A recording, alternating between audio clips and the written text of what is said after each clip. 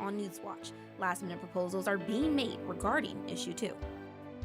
Plus, a look at the third lawsuit against River Valley High School.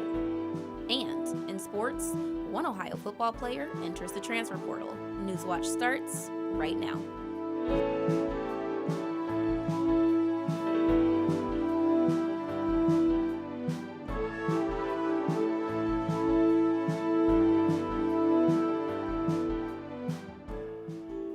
A possible major update on the upcoming legalization of marijuana in Ohio.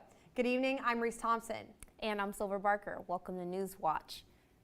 With Issue 2 regarding marijuana going into effect on Thursday, Republican state senators are moving to make some last-minute changes to the upcoming program. The proposed changes will include a ban on growing the substance at home, an increase to the tax rates of marijuana, and changes to the distribution of the taxes. If these changes pass the House and the Senate, they'll still need to be approved by Governor Mike DeWine, who has leaned in favor of the legalization process. Parents are also expressing concerns regarding Issue 2 when it comes to accessibility. They are expressing concerns that the upcoming legalization will make the drug more accessible to children, but marijuana businesses tend to side with parents. They don't want to advertise or sell to people under the age of 21 in Ohio. Issue 2 is set to go into effect in less than 48 hours, and since it was a ballot initiative, state legislators are able to make changes to the law before and after it goes into effect. Across Ohio, some property owners are discovering that they don't actually own their properties. Ohio has seen a rise in deed thefts according to multiple county reporters. Most cases involve quitclaim deed transfers and others involve non-certified notaries.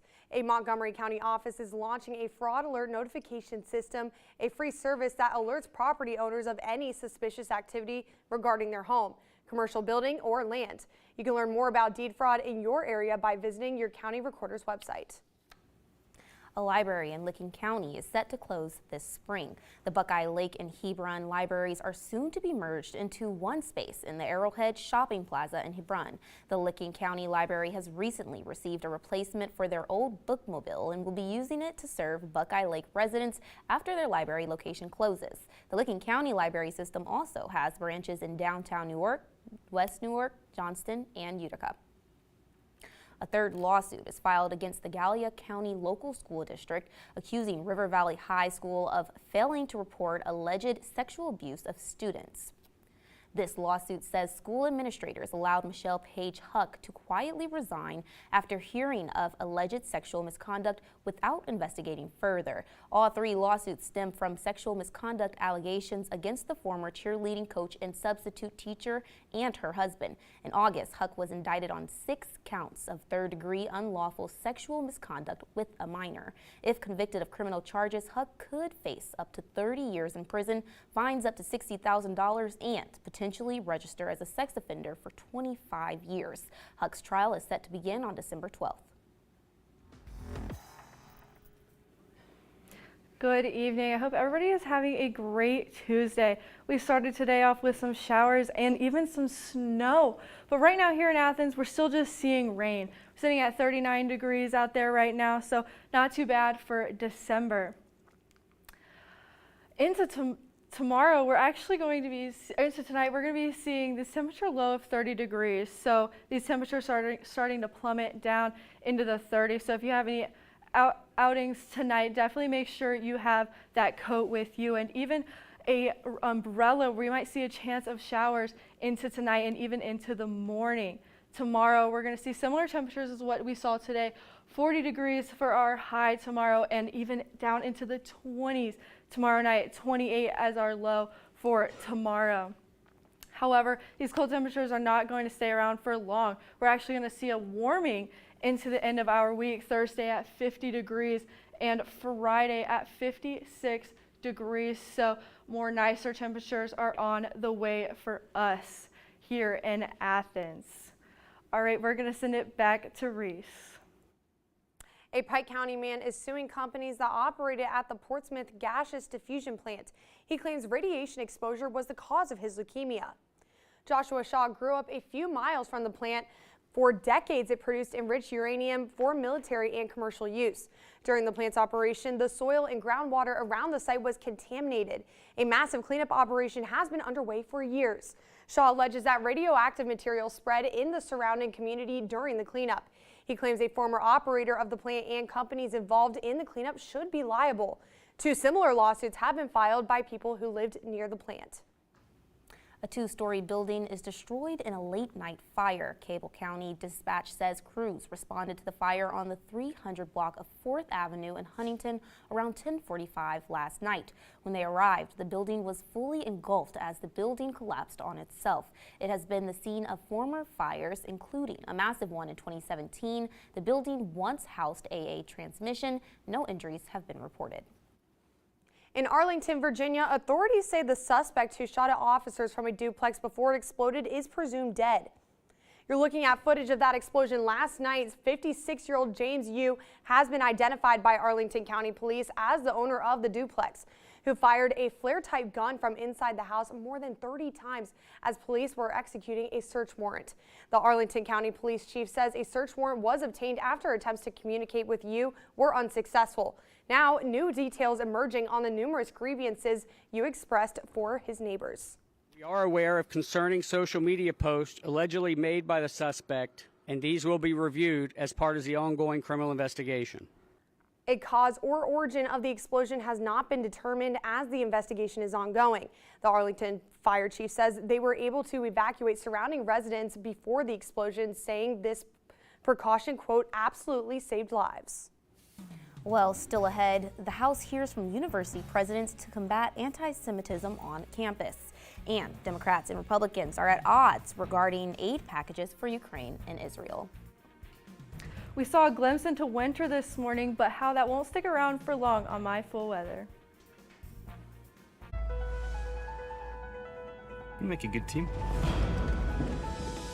As long as we're together, it's perfect. Surviving Siegfried. You're the most ridiculous creature. I hope you're referring to the dog. I'm not going to give up on you. Don't give up on me either. Dreams do come true. Hey, lad? Seems they do. Sunday at 9 on WOUB. We have much to be grateful for. Have you ever had that feeling you're exactly where you belong? May we all keep the meaning of the season within our hearts. Happy kind of work, it's important to remind oneself there is some beauty in the world. Put your feet up a minute. Take me! Harriet! Things I do for you. It's showtime. Have you finished? No. Cup of tea. Splendid idea. Well, this is all proving rather cozy, isn't it? I like it. Of course. WOUB is recognizing members of our Cornerstone Society. The Cornerstone Society is a group that wants to ensure the future of public media in our region. It includes people across our area who value news, entertainment, and cultural programming, as well as the educational services WOUB provides. Also included are graduates of Ohio University who took part in the WOUB Student Professional Development Program. Thanks to the Cornerstone Society for their generous support. To learn how you can be involved, email woub@woub.org.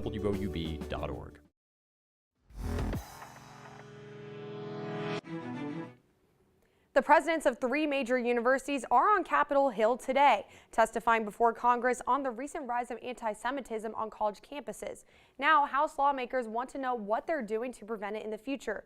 Laura Geary has more on what the presidents of Harvard, MIT, and the University of Pennsylvania are saying.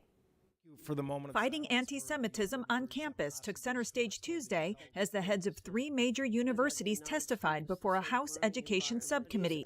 A common theme was clear right out of the gate. I have sought to confront hate while preserving free expression. We need both safety and free expression for universities and ultimately democracy to thrive. In addition to my duties to keep the campus safe, I must at the same time ensure that we protect speech and viewpoint diversity for everyone. The challenge, keeping free speech from fostering hateful actions. Free speech does not permit harassment, discrimination, bias, threats, or violence in any form. Harvard, UPenn, and MIT are not alone in experiencing a rise in on-campus anti-Semitism in recent weeks. At other schools like Cornell, George Washington University, and Tulane, recent anti-Semitic incidents have also made national headlines. The university presidents testifying Tuesday insist they're committed to safety and inclusion for all students. When speech crosses over into conduct that violates our policies, we do take action. We will never, ever shrink from our moral responsibility to combat anti-Semitism. It's not going to be fixed overnight, but we are in the process of working on it and hopefully tamping down anti-Semitism in America once again. I'm Laura Aguirre reporting. Since the October 7th Hamas terrorist attack on Israel, the U.S. Department of Education has launched an unprecedented number of hate investigations from K through 12 schools to universities, including both anti-Semitism and Islamophobia at several schools. Israel says its troops have entered Gaza's second largest city. Intensified bombardment has sent streams of ambulances and cars to hospitals with wounded and dead Palestinians. Military officials described the fighting as the most intense since the ground offensive began more than 5 weeks ago. While heavy firefighters take place in northern Gaza, the South is pushing a new wave of displaced Palestinians and raising alarm from relief groups. Republican and Democratic lawmakers are at odds over the Ukraine-Israel aid package. While Democrats are taking steps to bring the matter to the floor this week, many in the GOP say they're not going to budge unless a major domestic matter is included. John Lawrence reports. The southern border crisis in the U.S. is having a ripple effect nearly 10,000 miles away in Ukraine. We are in urgent need of additional support as Russia continues this aggression war. The battlefield is very hot and Russia is trying to advance. The White House issued a letter Monday saying not providing more funds for Ukraine will, quote, kneecap Ukraine on the battlefield. I'm not helping Ukraine until we help ourselves. Senator Lindsey Graham of South Carolina is among the Republicans who want some of the funds to address the U.S.'s immigration concerns. The security supplemental must include funding and policy reforms to address the crisis at the southern border. Senate Majority Leader Chuck Schumer is pushing for a vote on the Ukraine-Israel aid package this week. Democrats want to be reasonable on immigration. We're willing to make concessions, but we will not keep going in circles if Republicans aren't interested in even meeting us halfway. Office of Management and Budget Director Shalonda Young says if an agreement isn't reached soon, the U.S. could face critical national security risks. Unfortunately, many Republican extreme demands are still on the table, things that Republicans know can't get Democratic votes, and that's our stumbling block right now. I'm John Lawrence reporting. The Senate is scheduled to close for the year in 2 weeks, and despite the stalemate, Senate Minority Leader Mitch McConnell is insisting that Republicans stay at the negotiating table. Good evening. Here in Athens, we saw our first snow today by the system that moved across our area. Along with it brought some pretty cold temperatures out there because of that cold front that moved along our area with it. And we can see this in our temperatures. 38 degrees out in Chicago and 36 out in Pittsburgh. So we're seeing similar temperatures like we're seeing in our area. It's pretty cold out there right now.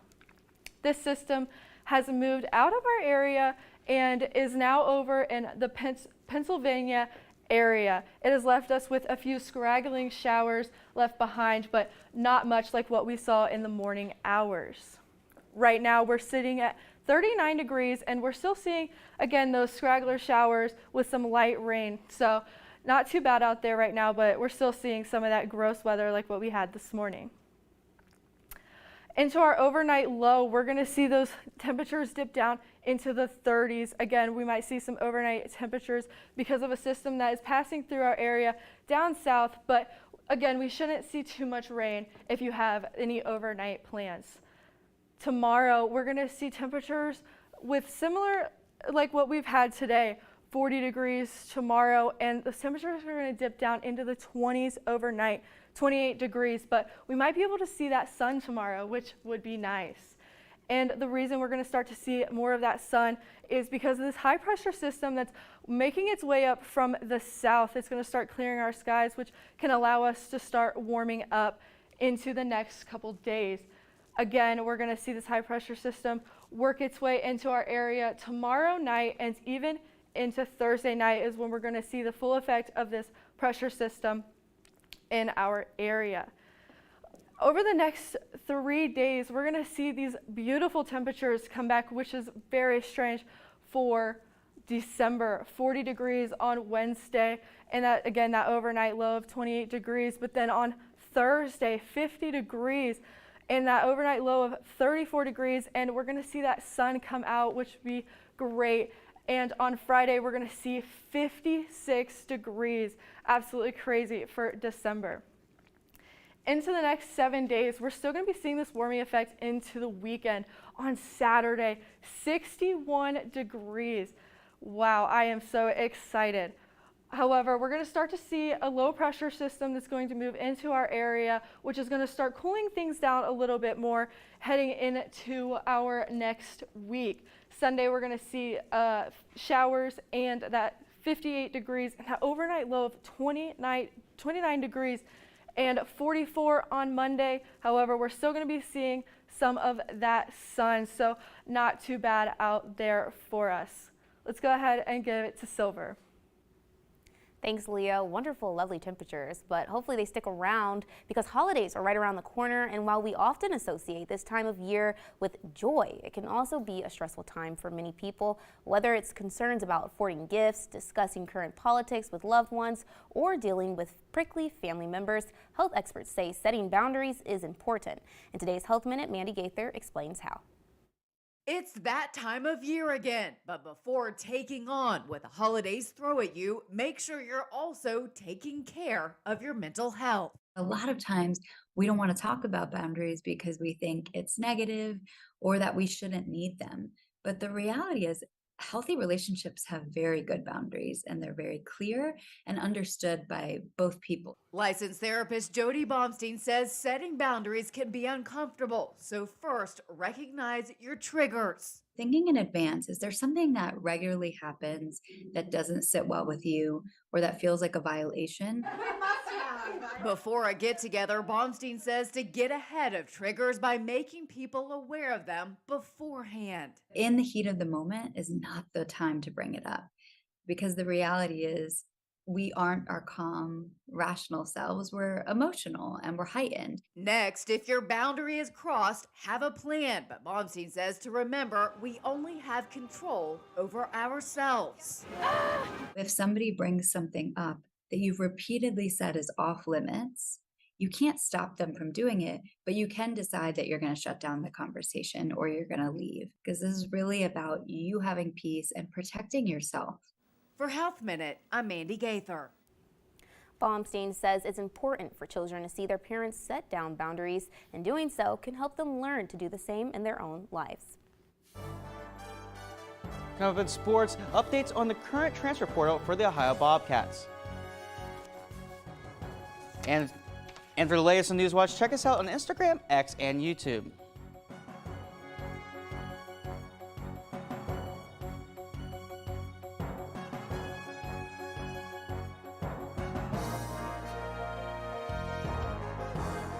Agatha Christie's disappearance in 1926 is usually seen as this great central mystery. The famous detective novelist vanished. Was this crisis or conspiracy? What Christie does brilliantly is show that nothing is too trivial. It was Agatha's own life experience that allowed her to create the rule-breaking Miss Marple. Sunday at 8 on WOUB. Knocking me down, but my heart keeps beating. If you know where you come from, you'll know where you're going. I know a brighter day will come. My lovely city became divided. Every bruise and every scar makes us who we are. We were brought up in a culture that valued story. Our stories deserve to be heard. Okay, what just happened? It's moving. My heart is singing. I believe it. Yes, I believe it. They could not imagine existence without the buffalo. There's no gospel without the totality of African American culture. Our future looks like us telling our stories. Wow. God, that's satisfying. Who we are.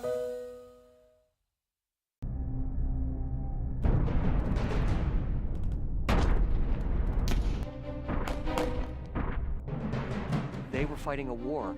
These people had suffered greatly under the Germans. They needed some downtime. Harry was thinking of maybe having a Christmas party. The people in Wills felt they had to pay honor to these soldiers, and to this day they have. Thursday at 9 on WOUB.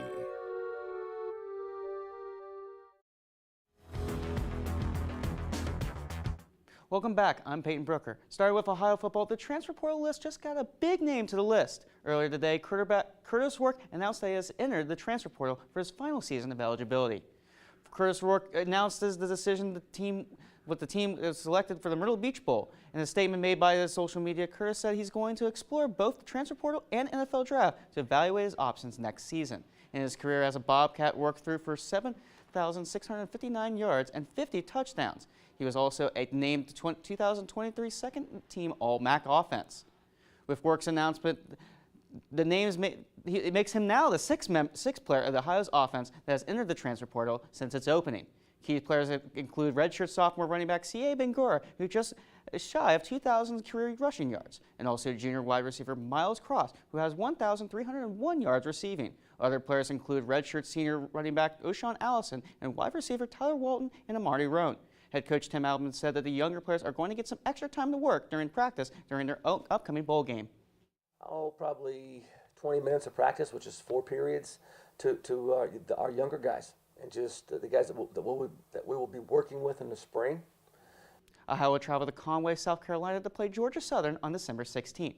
And one Ohio player has made the National Honors List. Graduate linebacker Bryce Houston has been named third-team All-American. This season, he tallied 119 tackles and 3 interceptions, leading him to this achievement. He closes his career with 309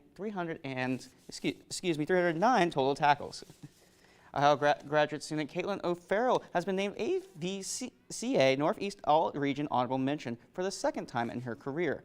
O'Farrell finished this season leading the Bobcats in points and kills with 378 kills this season. In the match, she placed 9th in the conference in kills.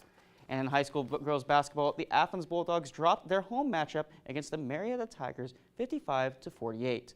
The Bulldogs kept it close down in the fourth quarter, but the Tigers pulled away for the victory after determinantly mistakes for Athens. The Bulldogs had 15 turnovers in the contest, contributing heavily to the close loss. Junior Asa Holcomb led the Bobcats with 13 points, 5 rebounds, and 5 steals.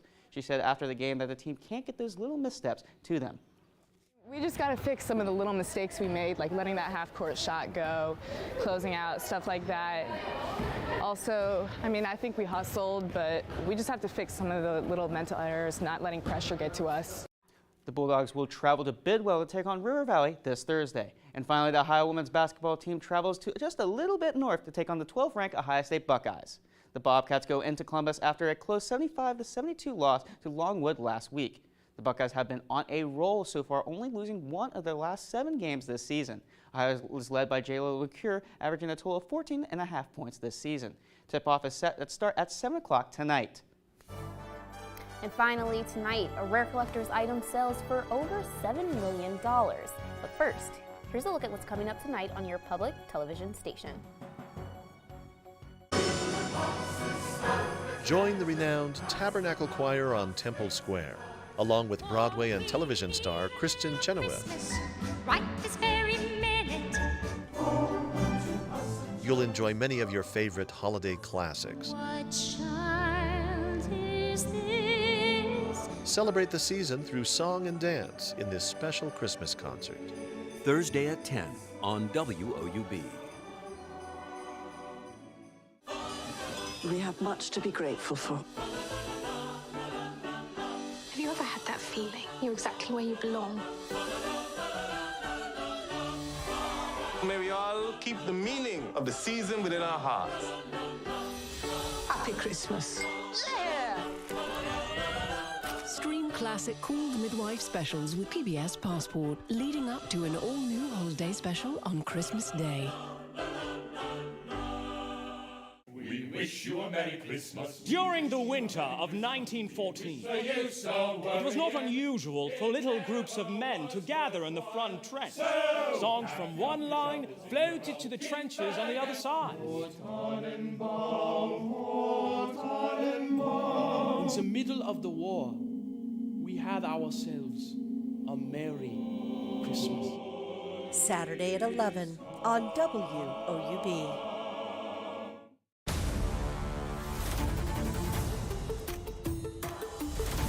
I'm Billie Jean King. Women's sports changed the whole world. With your voice, you leading the way.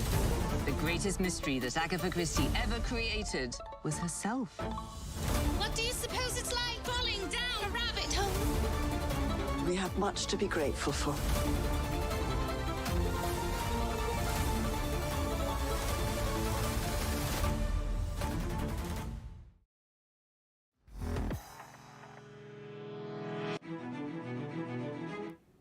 Welcome back, and finally tonight, a rare baseball card drew big money at an auction in Baltimore Monday. The Babe Ruth rookie card was sold for a whopping $7.2 million, making it one of the highest selling baseball cards in history. The card shows a 19-year-old Ruth in a Baltimore Orioles uniform with the team's schedule on the back of the card.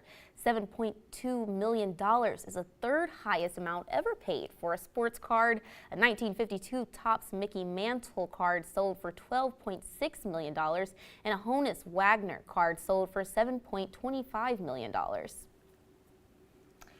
Tonight, we're going to see temperatures dip down into the 30s, and we might even see the chance of some showers.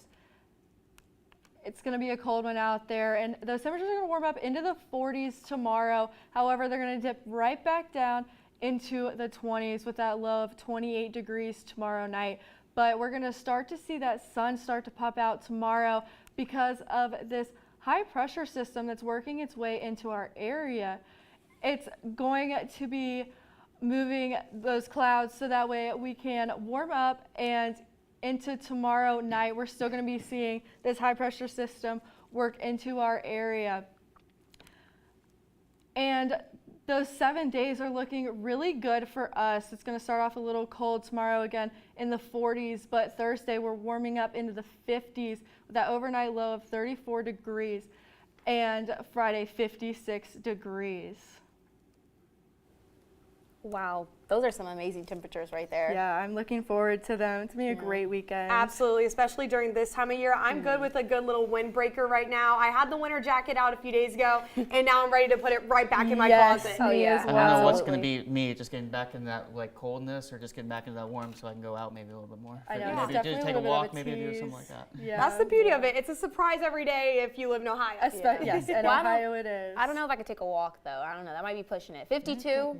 Nah, I don't know if I could do that. I mean, I love my good walks in Athens though. Yeah, well, that does it for our broadcast this evening. Thanks for watching. For Peyton Brooke and Leah Frizzell, I'm Silver Barker. And I'm Reese Thompson. Stay tuned for the PBS NewsHour coming up next. And remember, you can find the latest news anytime at WOUB.org or follow us on social media. Have a great night. Focusing on helping people achieve a life well lived with a custom strategy.